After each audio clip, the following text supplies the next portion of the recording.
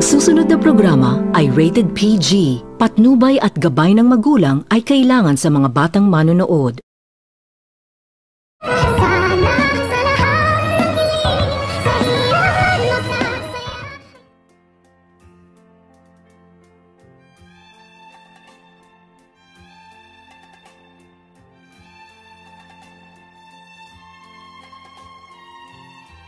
Abot langit ang tuwa ni Zoe pagkatapos nitong tawagan ng kanyang mami na itong si Moira at ibinalita nito ni Moira sa kanya na nakalaya na umano sa kulungan itong si Moira pagkatapos umano nitong makapagpiyansa dahil umano sa nagawa ni Dax na nagpatawag umano ito ng press conference kung kaya't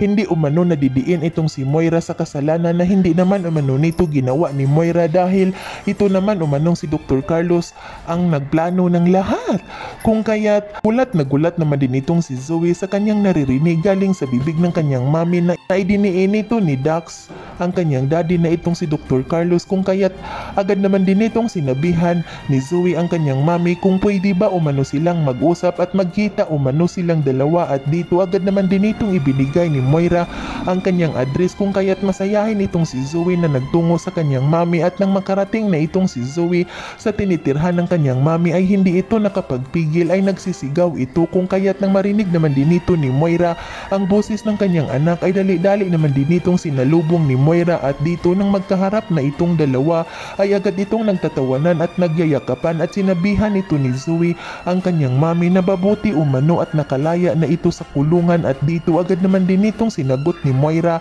at pinasasalamatan ito ni Moira itong si Zoe dahil kung hindi umano umibig itong si Dax kay Zoe ay malamang hindi pa rin umano magkakalabas itong si Moira sa kulungan ngunit hindi nito napigilan ni Zoe ang kanyang sarili na lumuluha sa harapan ng kanyang mami kung kaya agad naman din itong tinanong ni Lynette ang kanyang anak kung bakit umano ito umiiyak at dito agad naman din itong sinagot ni Zoe ang kanyang mami na nalulungkot umano siya dahil ang paglaya umano ng kanyang mami ay mayroon naman umanong nagdudusa dahil ang pumalit umano nito ay walang iba kundi ang kanyang ama na itong si Dr. Carlos. At habang nag-uusap itong dalawa ay bigla na lamang mayroong dumating at nagdoorbell sa gate kung kaya't dali-dali naman din itong tiningnan ni Moira kung sino umano ang tao sa gate at dito nang makita nito ni Moira na ang tao pala na tumutulong sa kanya na makalaya sa kulungan kung kaya't dali-dali nitong binuksan ni Moira ang gate at agad nitong pinapasok ni Moira itong si Eric kung kaya't gulat na gulat naman din itong si Zoe ng kanyang nakikita at agad nitong sinabihan ni Zoe ang kanyang mami kung ano umano ang ibig sabihin ng kanyang nakikita kung bakit umano magkakilala sila ni Eric. At dito agad naman din itong sinabi ni Moira kay Zoe na si Eric umano ang tumulong sa kanila kung kaya't agad naman din itong pinasasalamatan ni Zoe itong si Eric ngunit ikipinanlaki ito ng mga mata